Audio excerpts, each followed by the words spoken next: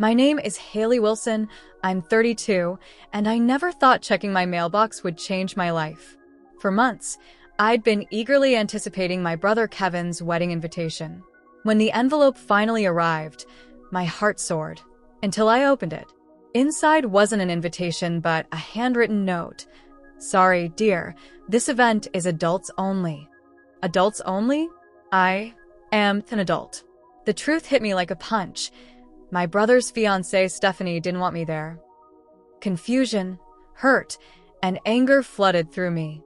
Before I dive deeper into this emotional roller coaster, drop a comment letting me know where you're watching from, hit that subscribe button, and join me as I share how being uninvited to my brother's wedding led to the most transformative journey of my life.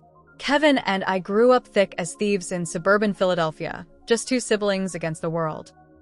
For years older than me, he was my protector, my confidant, and often my accomplice in childhood mischief. We'd spend summers building elaborate forts in our backyard, creating entire worlds where nothing could touch us. Kevin taught me to ride a bike, helped me with math homework, and chased away the neighborhood kids who teased me about my braces in 7th grade. Our bond solidified when our parents' marriage imploded. I was 15, Kevin 19, and just starting college. The divorce was messy, shouting matches, slammed doors, and tense custody arrangements. While our parents were busy tearing each other apart, Kevin became my anchor. He'd drive home from Penn State most weekends just to make sure I was okay, taking me for ice cream and letting me vent about the chaos at home. "It's you and me, Hales," he'd say, using the nickname only he was allowed to use. "We're the only ones who understand what this feels like." When I graduated high school, Kevin was there cheering louder than anyone.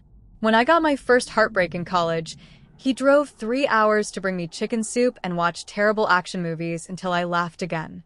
When I landed my first marketing job in Boston, he helped me move and assembled all my IKEA furniture without complaining. That's who we were to each other, constants in a changing world. Until Stephanie. Kevin met her 4 years ago at the prestigious law firm where they both worked in Boston. I remember his early texts about her, how brilliant she was in the courtroom, how she laughed at his terrible jokes, how she challenged him to be better. I was happy for him. Kevin had dated casually for years, but never seemed to find someone who matched his ambition and intellect. Our first meeting was at an upscale restaurant in Back Bay. I noticed how Kevin constantly looked to Stephanie for approval, a subtle shift in his confidence that unsettled me. Stephanie was polished and poised in her designer dress, pearl earrings catching the light as she assessed me with a practiced smile. "Kevin's told me so much about you," she said, but her tone suggested those stories might not have been flattering. Throughout dinner, she steered conversations toward their law firm colleagues and country club connections. Worlds I didn't belong to with my creative marketing career and modest apartment. When I brought up childhood memories, Stephanie would subtly change the subject, as if our shared history was irrelevant to Kevin's future. The changes in Kevin happened gradually. First, he stopped answering my calls immediately, often taking days to return them. Our Sunday night phone calls, a tradition since college, became monthly, then quarterly. When we did speak, conversations revolved around his cases or Stephanie's accomplishments. He rarely asked about my life anymore. "Kevin's just busy," our mom would say when I expressed concern. That's what happens when you're building a future with someone. But it felt like more than busyness. It felt like erasure. I made efforts to maintain our connection. I sent thoughtful birthday gifts, arranged tickets to Celtics games, his favorite team, and suggested brunches that worked with his schedule. Most attempts were met with last-minute cancellations or polite but distant interactions when we did meet. Meanwhile, I built my own life in Boston. I worked my way up to senior marketing manager at a tech startup, made a small but loyal group of friends, dated occasionally, though nothing serious stuck. My apartment in Cambridge became my sanctuary, small but filled with books, plants, and art from local creators. I was proud of the life I'd built, yet something fundamental felt missing without my brother's presence in it. The last meaningful conversation we had was 6 months ago when he called to announce his engagement. Despite everything, genuine happiness for him surged through me. "I'm so thrilled for you, Kev. I said, using my childhood nickname for him. You deserve all the happiness in the world. Thanks, Hales, he replied, and for a moment, I heard the warmth of my brother return. It means a lot coming from you. I immediately offered to help with wedding planning. I could design invitations, research venues, whatever they needed. There was an awkward pause. That's really sweet, he finally said. But Stephanie's mom is handling most of it, and they've hired a wedding planner for the rest. Still, I held on to hope that the wedding would bring us closer again. That somehow, sharing in this milestone would remind Kevin of our bond. I imagined us laughing during his bachelor party stories, sharing a special sibling dance at the reception, toasting to new beginnings while acknowledging our shared past. So I waited for that invitation, checking my mailbox eagerly for months. And when it finally arrived, it wasn't an invitation at all. The day the letter arrived started like any other Tuesday. My alarm blared at 6:30 a.m., and I dragged myself out of bed to water my collection of houseplants before my morning run along the Charles River. My apartment was bathed in the soft golden light of early autumn, my favorite season in New England. The crisp air, the changing leaves, and the sense of new beginnings always energized me. I returned home, showered, and made my usual breakfast smoothie before heading downstairs to check my mail. The brass mailbox in the lobby of my brownstone apartment building was usually filled with nothing but bills and flyers, but that day was different. Wedged between a utility bill and a takeout menu was a cream-colored envelope with elegant handwriting I immediately recognized as Kevin's. My heart raced as I examined the envelope. The paper was thick and expensive, with a subtle shimmer, definitely wedding stationery. Finally, after months of waiting, the invitation had arrived. I practically skipped back upstairs, clutching the envelope to my chest. Back in my apartment, I carefully opened it, not wanting to tear what I assumed would be a beautiful invitation. Inside wasn't the expected formal card with gold embossing and RSVP details. Instead, there was just a small note card with a handwritten message. Dear Haley, I hope this note finds you well. Stephanie, and I wanted to let you know that our wedding ceremony and reception will be an adults-only event. We hope you understand and look forward to celebrating with you another time. Love, Kevin. I read it 3 times, trying to make sense of the words. Adults only? I'm 32 years old with a corporate job and a 401k. I'm hardly a child. Confusion gave way to realization as the truth sank in. This wasn't an invitation. This was the opposite, a formal uninvitation, a notification that I wasn't welcome. My hands trembled as I reached for my phone. I dialed Kevin's number, my breathing shallow and quick. It went straight to voicemail. Kevin, it's me. I just got your note about the wedding being adults only, and I'm confused. I'm literally an adult. Call me back, please. I tried to focus on work emails, but my concentration was shattered. After an hour with no response, I sent a text. Got your note. Not sure I understand. Can we talk about this? 20 minutes later, his reply came through. In meetings all day. It's just easier this way, with venue constraints. Talk later. Venue constraints? For his only sibling? The excuse was so transparent, it made my stomach turn. I tried calling again that evening. When he didn't answer, I finally called Stephanie directly. She answered on the 4th ring, her voice cool and collected. Haley, this isn't a good time. We're meeting with the florist. I just need to understand what's happening, I said, trying to keep my voice steady. Kevin sent me a note saying the wedding is adults only, but that doesn't make any sense. She sighed, the sound tinny through the phone. Look, we're trying to keep the guest list manageable. The venue has strict capacity limits. I'm his sister, I said, my voice cracking. His only sibling. I understand that, she replied, though her tone suggested she didn't. But with family tensions being what they are, we thought this would be easiest. What family tensions? I asked, genuinely bewildered. Kevin mentioned you two haven't been close lately, she said. And with your tendency to be emotional, we worried it might create awkwardness. My tendency to be emotional? I felt like I'd been slapped. Before I could respond, she continued, "We really need to get back to this meeting. Kevin can call you tomorrow to explain further." The line went dead before I could reply. I sat in stunned silence, clutching my phone. Through tears, I opened Instagram and was immediately confronted with posts from mutual friends about bachelor and bachelorette party preparations. People I barely knew, colleagues from Kevin's firm, Stephanie's college roommates, distant cousins we saw only at funerals, all celebrating their inclusion in a wedding I was explicitly excluded from. Desperate for answers, I called my mother. "Honey, I was hoping they'd change their minds," she said after I explained the situation, confirming she'd known all along. "Stephanie's parents are contributing significantly to the wedding, and they have strong opinions about the guest list." And Kevin just went along with that? With excluding his own sister? Her silence was answer enough. "Will you be there?" I asked, already knowing the answer. "I'm sorry, sweetheart." I tried to convince him this was wrong, but she would still attend. Everyone would. Life would go on as if my exclusion was a minor detail rather than a seismic rejection. I spent that night scrolling through years of photos. Kevin and me building sandcastles at Cape Cod. Kevin holding a proud brother sign at my college graduation. Kevin and me at Thanksgiving just 2 years ago, arms slung around each other's shoulders, matching grins.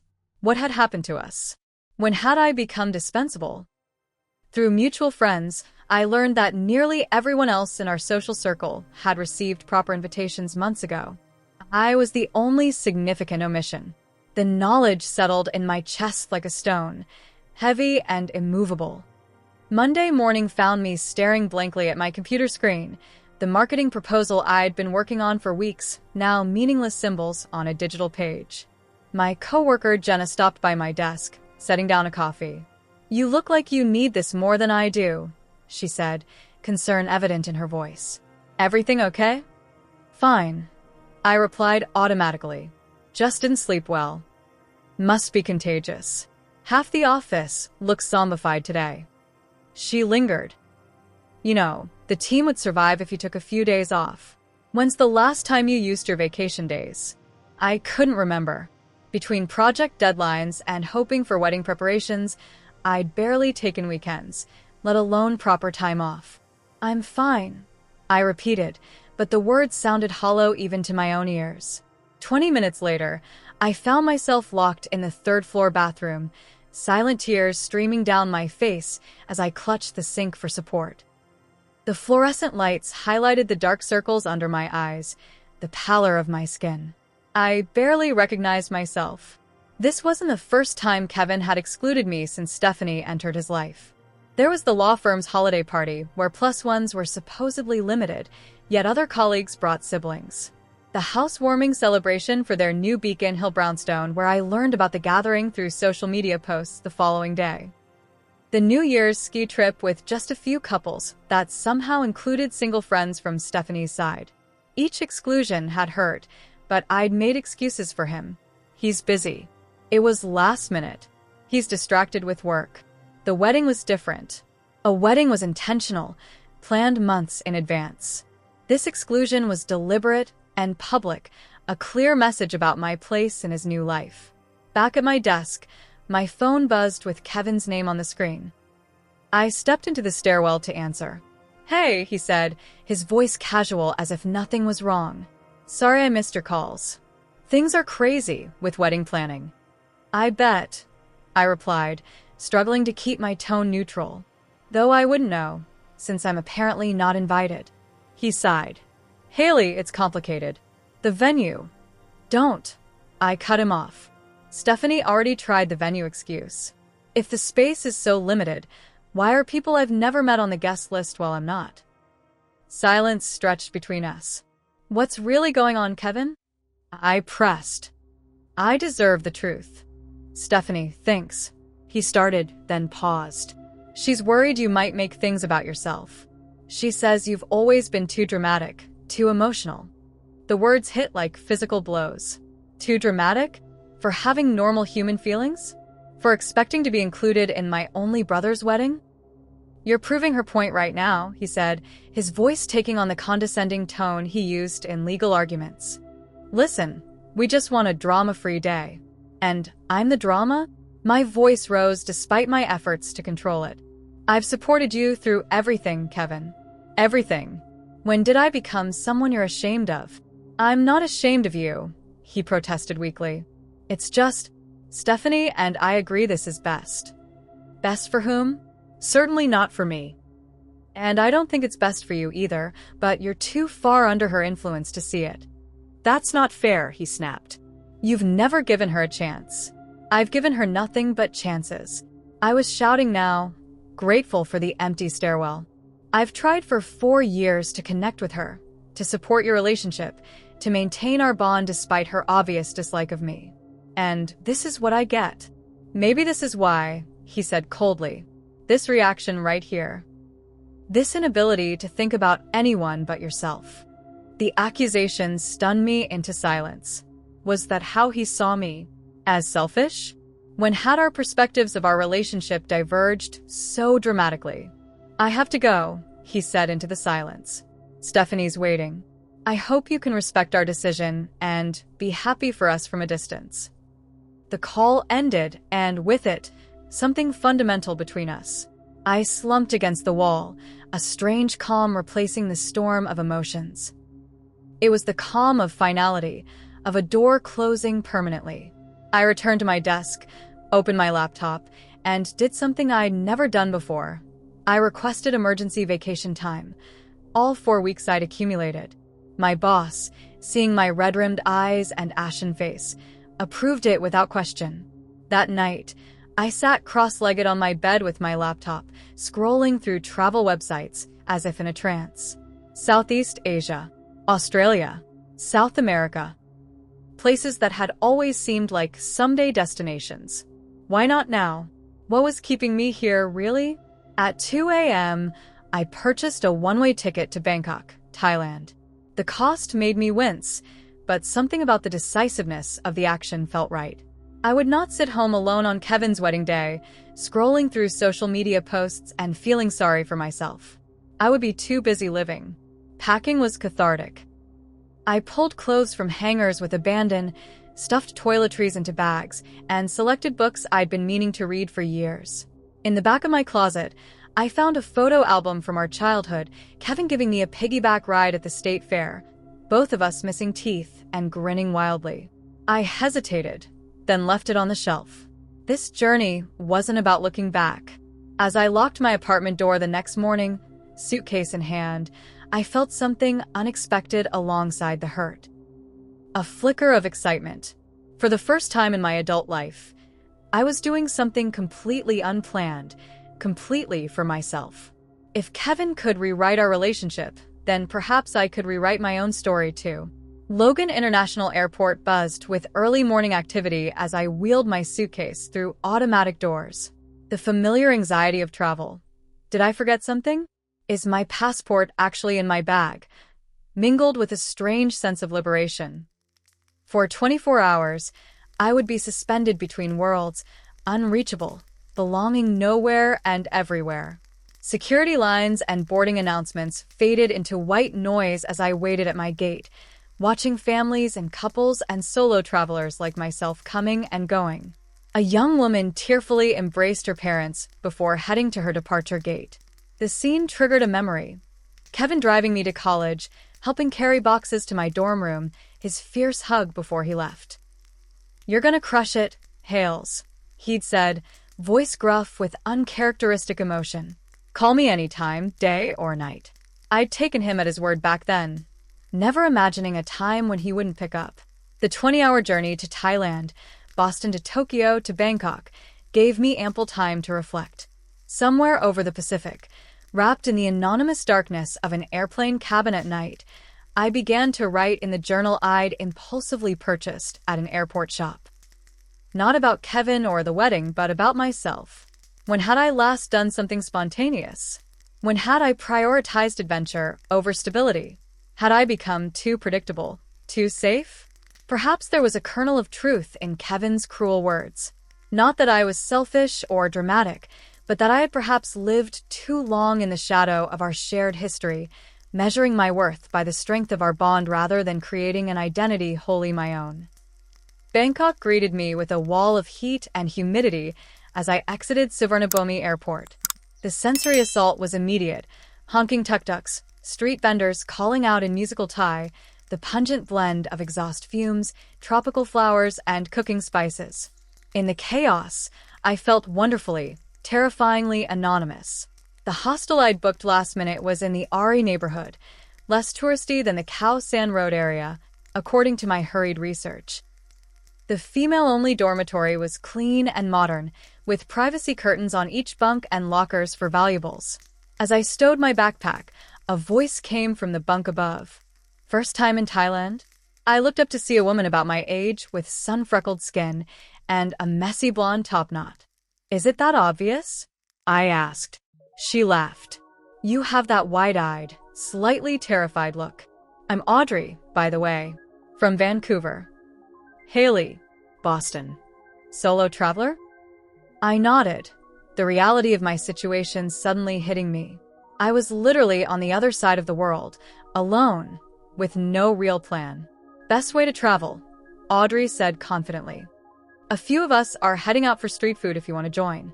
Best cure for jet lag is to power through and adjust to local time immediately. My instinct was to decline, to retreat to the safety of solitude. But wasn't breaking patterns the whole point of this journey? I'd like that, I heard myself say. That first evening in Bangkok was a blur of new experiences. Navigating the Sky Train, eating pad thai from a street vendor while perched on a tiny plastic stool, learning to say thank you in Thai from Audrey and her friends. I fell into bed exhausted but too stimulated to sleep, the unfamiliar sounds of the city filtering through the hostel window. The next morning, I set out alone to explore, armed with a tourist map and limited confidence. Within an hour, I was hopelessly lost in a labyrinth of market stalls. Panic rose in my throat as I circled the same temple for the third time. Then my phone pinged with a text from my mother. Just picked up my mother of the groom dress. Navy blue with sequins. Kevin says the venue looks gorgeous with all the flower arrangements. Reality crashed back. While I was wandering foreign streets, preparations for a celebration I wasn't welcome to attend continued without a hitch. The casual cruelty of the message, my mother's obliviousness to how such updates might affect me, triggered a wave of dizziness. I stumbled to a nearby bench, breathing becoming difficult. A panic attack here now thousands of miles from home. Perfect. Miss? Miss okay? An elderly Thai woman from the nearby flower stall approached, concern evident despite the language barrier. I tried to nod, but tears betrayed me. Without hesitation, she disappeared into her stall and returned with a small cup of water and a jasmine flower, which she gently tucked behind my ear. Beautiful lady, no cry, she said in halting English, patting my hand. Thailand happy place. The simple kindness from a stranger broke something open in me. I accepted the water with shaking hands, the jasmine's sweet scent cutting through my distress. When my breathing steadied, I purchased one of her intricate flower garlands, overpaying deliberately. Her smile as she waved goodbye felt like the first genuine human connection I'd had in months. That night, I found a small restaurant where I ordered by pointing at another customer's dish. The resulting meal, a fragrant green curry with vegetables I couldn't identify, was the most vibrantly alive thing I'd tasted in years. As I savored each bite, my phone lit up with another text, this time from Kevin. Mom said she told you about the venue. Hope you're doing well. Miss you. Miss me? The audacity nearly made me laugh aloud. I turned my phone off without responding and ordered mango sticky rice for dessert. Tomorrow, I decided I would leave Bangkok. The city's frenetic energy matched my internal chaos too closely. I needed space to breathe, to think, to begin healing. At the hostel, I researched coastal destinations and booked a bus ticket to Krabi province in southern Thailand. As the air-conditioned bus wound through the Thai countryside the next day, lush green landscapes unlike anything in New England stretched in every direction. Palm trees, rice paddies, small villages with golden temple roofs glinting in the sunlight. For the first time since receiving that cream-colored envelope, I felt a flicker of gratitude. If I'd been included in the wedding, I'd be in Boston right now, helping with centerpieces or attending bridal showers, playing my assigned role in someone else's story. Instead, I was writing a new chapter of my own, one where being excluded wasn't an ending but a beginning. Riley Beach materialized like a postcard come to life. Limestone cliffs towering over turquoise water, longtail boats bobbing on gentle waves, powdery white sand stretching into the distance. My beachfront hostel was simple, but positioned perfectly for sunset views. After the sensory overload of Bangkok, the rhythm of ocean waves felt like medicine. On my second evening, I noticed a small group around a beach bonfire and recognized Audrey's distinctive laugh. She spotted me and waved enthusiastically. "Boston, come join us." The circle opened to include me, Audrey from Vancouver, Tyler, an American photographer from Seattle documenting Southeast Asian climbing destinations, Maya, a Canadian kindergarten teacher on summer break, and Luis, a Spanish chef taking a year off to travel before opening his own restaurant. "What brings you to Thailand solo?" Maya asked as she passed me a bottle of local beer. "Just needed a change of scenery," I replied automatically, the deflection practiced. Tyler gave me a knowing look. Most people don't fly across the world on a whim just for scenery. There's usually a story there. Something about the gathering, strangers becoming temporary family around firelight, the vast darkness of ocean and sky making human problems seem smaller, loosened my grip on privacy. "My brother is getting married," I said, surprised by my willingness to share. And I wasn't invited. Instead of awkward sympathy, there was a moment of collective indignation on my behalf. "That's messed up," Tyler said simply. "Family can really hurt you in ways no one else can." "Tell me about it," Luis added. "I didn't speak to my father for 3 years after he missed my culinary school graduation for a golf tournament." "Are you close with your brother usually?" Maya asked. The question opened a floodgate. Before I knew it, I was telling these strangers everything: the childhood bond, the gradual distance, Stephanie's subtle hostility, the adults-only excuse. As I spoke, the hurt transformed from a private shame to a shared human experience. "My sister and I haven't spoken in 5 years," Tyler confided when I finished. "She married a guy who thought I was a bad influence because I chose photography over a real career. Eventually, she stopped returning my calls." "Have you tried to reconnect?" I asked. "Every birthday, every Christmas," he said. "At some point, you have to accept that you can't force someone to want you in their life, even family, especially family." Maya, more optimistic, insisted that time often healed such wounds. "My mother and aunt didn't speak for a decade over inheritance drama. Now they're inseparable." "The question isn't whether he'll come around," Luis said, poking the fire with a stick. "It's whether you'll still want him in your life if he does." Their perspectives, ranging from Tyler's pragmatic acceptance to Maya's hopeful patience, offered a prism through which to view my situation differently. These weren't people who knew Kevin or me or our history. Their insights came without agenda or baggage. The next morning, when Tyler invited me to join their island-hopping excursion, I agreed without hesitation. The day passed in a blur of snorkeling over coral reefs, climbing rocky outcrops to panoramic viewpoints, and sharing fresh pineapple on pristine beaches accessible only by boat. 4 hours at a time, I forgot about Boston, about the wedding, about the hurt. That night, checking my email on the hostel's spotty Wi-Fi, I found a message from my boss. "Team misses you, but take all the time you need. Position secure when you're ready to return." The assurance of a job to come back to freed something in me. On impulse, I extended my hostel reservation by 2 weeks, then messaged my new friends to see if they were interested in traveling north to Chiang Mai afterward. All 3 were enthusiastic, and just like that, my impromptu escape transformed into a proper journey. The following days established a rhythm. Mornings exploring with my travel companions, afternoons sometimes alone with my journal on quieter beaches, evenings sharing meals and stories. I deleted my social media apps, tired of the wedding updates that friends unknowingly shared. The distance from constant digital connection proved surprisingly liberating.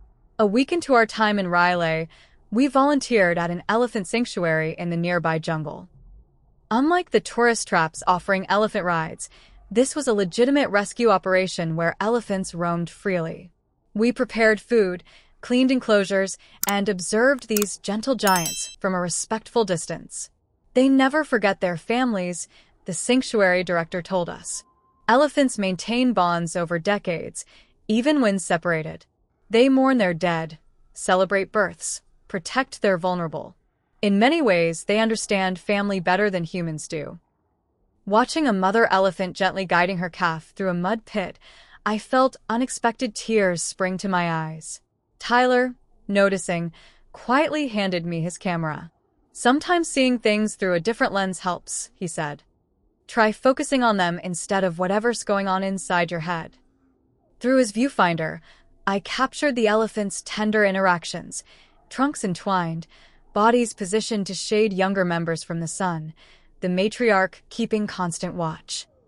The focus required to take good photographs pushed other thoughts aside, creating a meditative space where past and future momentarily ceased to exist. That evening, Maya convinced us to visit a nearby Buddhist temple where an English-speaking monk offered meditation guidance to visitors.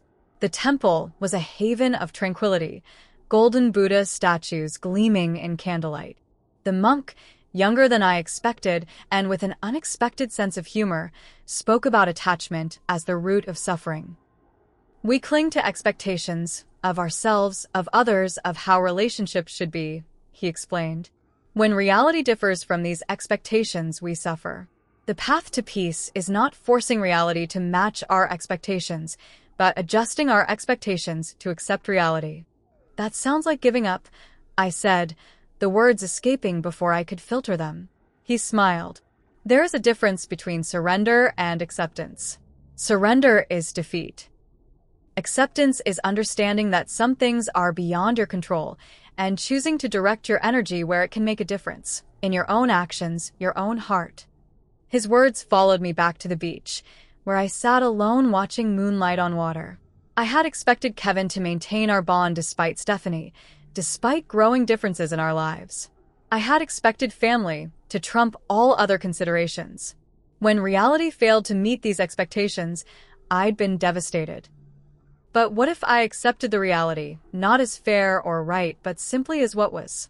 What if, instead of fighting for a relationship with someone who clearly didn't prioritize me, I focused on connections that were freely offered, like my new friends?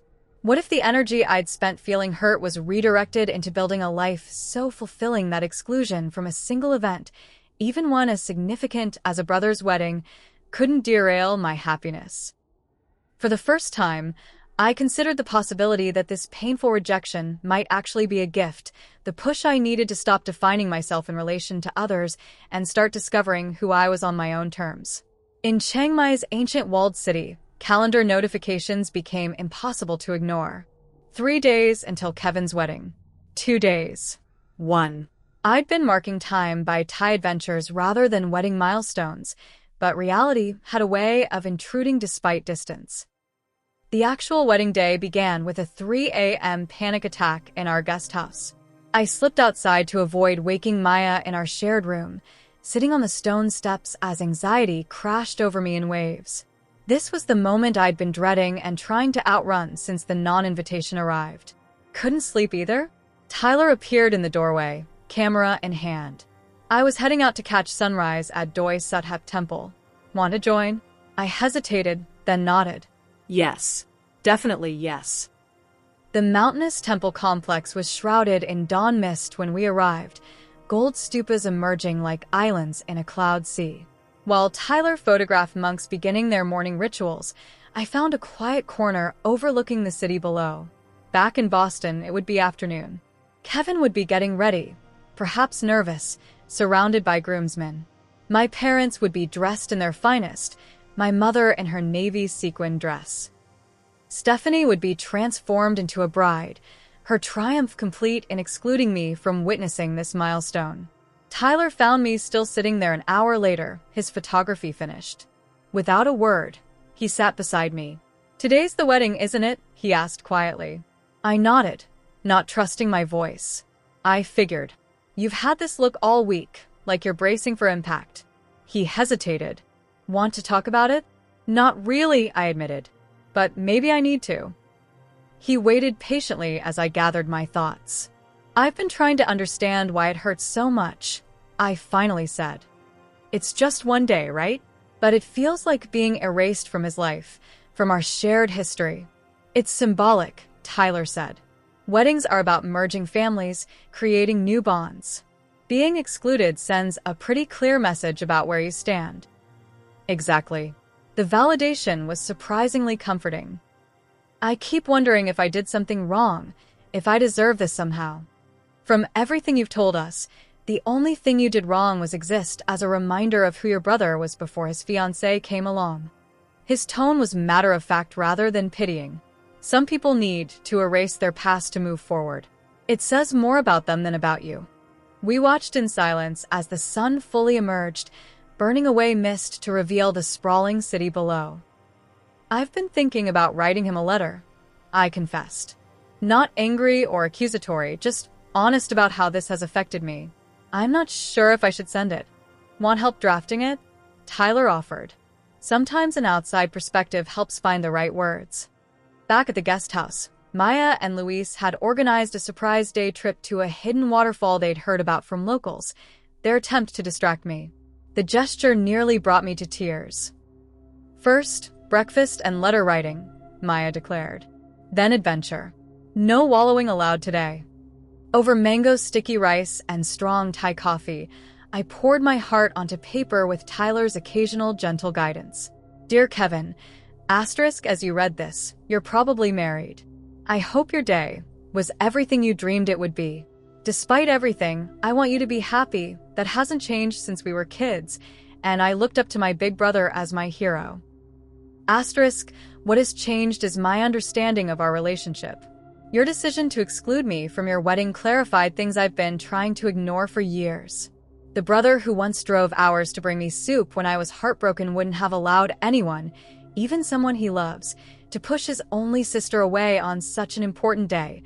Asterisk, I'm not writing to make you feel guilty or to demand explanations. I'm writing because holding these feelings inside has become too painful, and I need to release them to move forward. Being uninvited from your wedding hurt more deeply than I can express. It felt like a public declaration that our shared history and bond meant nothing compared to your new family's preferences. Asterisk, this isn't about disliking Stephanie or not supporting your relationship. It's about feeling disposable to someone who once made me feel irreplaceable.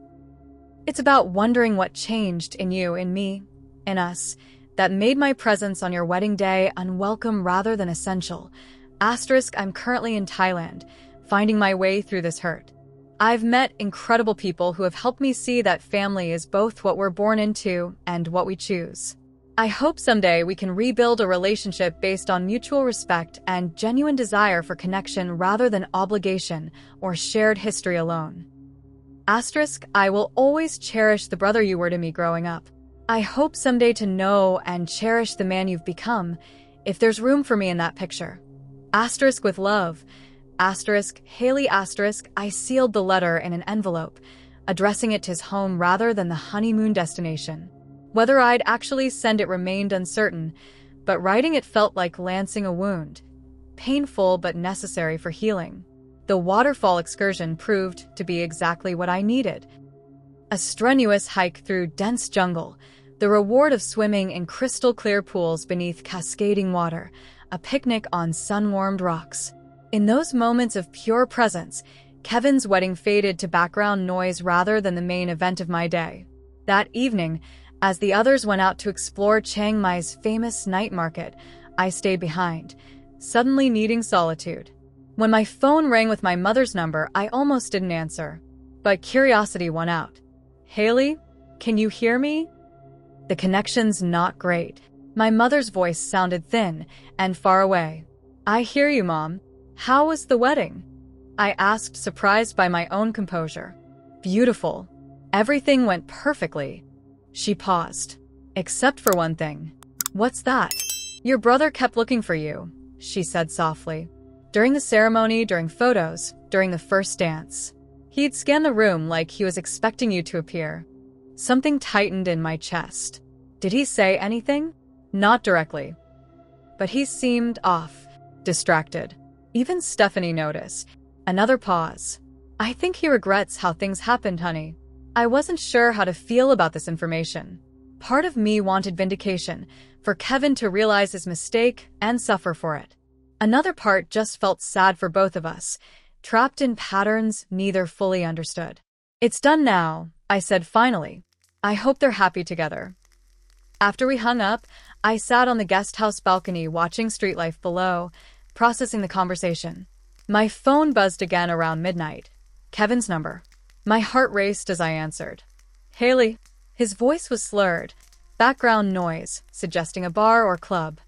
Is that you? It's me. Aren't you supposed to be celebrating right now? I am. We are. Honeymoon in Bali.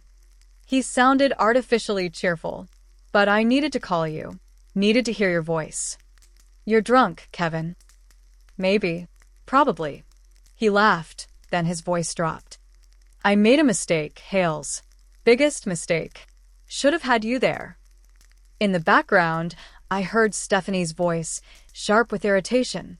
Kevin? Who are you talking to? It's my sister, he replied, voice moving away from the phone. I'm just telling her about the wedding. Now? It's our honeymoon. Hang up. Just 1 minute, he protested. Now, Kevin. Her tone brooked no argument. He returned to the phone. You gotta go. But I needed you to know I missed you. We'll fix this when I get back, okay? Promise. Love you, Hales. The call ended before I could respond. I sat staring at my phone, emotions swirling. The Kevin who called, emotional, regretful, easily swayed, was the brother I remembered and the husband I feared he'd become. His moment of clarity, brought on by alcohol and distance from Stephanie's immediate influence, confirmed what I'd suspected. He had known excluding me was wrong, but lacked the courage to stand firm. Yet his promise to fix this rang hollow. What exactly did fixing entail? A belated apology? Occasional inclusion when Stephanie permitted it? I was no longer sure that was enough. Tyler found me still on the balcony an hour later, returning from the night market with a small paper bag. Thought you might need this, he said, revealing a bottle of Thai whiskey and 2 small glasses. Maya mentioned your mom called. Wedding update. I nodded, accepting a measured pour. And Kevin too, actually. Drunk dialed me from his honeymoon to say he regrets not having me there. Tyler raised an eyebrow. How do you feel about that? Confused. Sad. A little angry still. I sipped the whiskey, welcoming its warmth. 2 months ago, that call would have meant everything to me. Now, I'm not sure it changes anything. Because words are easy, Tyler suggested. Especially drunk ones. Exactly. He had months to stand up for me, to insist I be included. He chose not to repeatedly. One remorseful phone call doesn't erase that. We sat in companionable silence, the city's distant sounds creating a gentle backdrop. The monk at the temple said something that keeps coming back to me. I said eventually. About directing energy where it can make a difference. I've spent so much energy on a relationship that Kevin wasn't equally invested in. And now, I looked out at the twinkling lights of Chiang Mai, so far from everything familiar, yet somehow feeling more at home than I had in months. Now I think I need to set some boundaries. When he reaches out again sober, I'll be honest about what I need from him going forward. Not promises, but consistent actions that show I matter. I turned to Tyler. But I'm also realizing my happiness can't depend on his choices anymore. He clinked his glass against mine. That, my friend, sounds like the beginning of freedom. My final days in Thailand passed in a kaleidoscope of experiences, releasing paper lanterns into the night sky during a local festival, learning to cook authentic pad thai from a grandmother who spoke no English but communicated perfectly through smiles and gestures, meditating at sunrise with Maya, photographing street life with Tyler, sampling exotic fruits in markets with Luis. With each new experience, the wedding and its aftermath receded further into perspective. A significant hurt, yes, but no longer the defining story of my life. You're different than when we met. Audrey observed our last night together in Bangkok, where we'd returned to catch our respective flights home. Less tense, more present. Thailand changed me, I said, but that wasn't quite right. Or rather, it gave me space to change myself. We exchanged contact information with genuine promises to stay in touch. Tyler was heading to Vietnam next, Maya back to Canada for the school year, Luis to Indonesia to continue his culinary exploration. Our paths had crossed briefly but meaningfully, proof that family could be found in unexpected places. The flight back to Boston gave me time to prepare mentally for return. I'd been gone just over 3 weeks, but it felt like years. The journal I'd started on the outbound flight was now filled with observations, insights, and plans. Not just travel plans, but life plans. Changes I wanted to make, boundaries I needed to set, dreams I'd deferred too long. My apartment felt smaller than I remembered, slightly stale from disuse. I threw open windows, unpacked souvenirs, a hand-carved elephant, colorful silk scarves, spices for Thai cooking attempts. Rather than simply replacing everything as it had been, I rearranged furniture, hung photographs Tyler had taken of our adventures, created a meditation corner with cushions inspired by the temple. The physical changes reflected internal ones. I was not returning to my old life, but creating a new one that incorporated what I'd learned. At work, colleagues noticed the difference immediately. Whatever that vacation did, you should bottle and sell it, my boss said after I presented fresh ideas for our struggling client campaign. You're practically glowing. I threw myself into projects with renewed creativity, no longer working overtime out of a vague sense that I had nothing better to do. Instead, I established clearer boundaries between work and personal time, using evenings to explore local photography classes, join a hiking group, and experiment with Thai cooking techniques. Kevin returned from his honeymoon 2 weeks after I came home. His text was casual, as if nothing significant had happened between us. Back in town. Coffee soon. We arranged to meet at a neutral cafe halfway between our neighborhoods. I arrived early, claiming a corner table and ordering tea to calm my nerves. When he walked in, I was struck by how ordinary he looked, the same Kevin as always, not the villain or hero my emotions had painted him to be. You look great, he said after an awkward hug. Different somehow. Thailand agreed with me. I replied simply. He nodded, fidgeting with his coffee cup. About the wedding. It's okay? I interrupted. You don't need to explain. I do, though. His expression was pained. I've been a terrible brother. The way everything happened with the invitation, it was wrong. I knew it was wrong even as I went along with it. Why did you? I asked, the question that had haunted me for months. He sighed heavily. It's complicated. Stephanie and her family had this vision of the perfect day. When her parents offered to pay for most of it, they came with conditions about the guest list. I told myself it was just one day, that it didn't really matter in the grand scheme of things. But it did matter, I said quietly. It was symbolic of something bigger happening between us. I see that now. He stared into his coffee. For what it's worth, I regretted it the entire day. It felt wrong not having you there. I appreciate you saying that, I said, surprised to find I genuinely meant it. But Kevin, this isn't just about the wedding. It's about years of pulling away, of letting your relationship with Stephanie change your relationship with me. He didn't deny it, which was something. I don't know how to balance everything. Stephanie gets jealous sometimes of my relationship with you, with how close we were growing up. She didn't have that with her siblings. That's understandable, I said carefully. But it doesn't make it okay to exclude me from important parts of your life. I'm not asking to be your priority, but I am asking to be valued. You are valued, he insisted. I love you, Hales. That never changed. Love isn't just a feeling, Kevin. It's actions. It's showing up. It's sometimes making difficult choices to protect important relationships. I took a deep breath. Moving forward, I need to see consistent effort from you if you want me in your life. Not just when it's convenient or when Stephanie approves. He looked startled by my directness.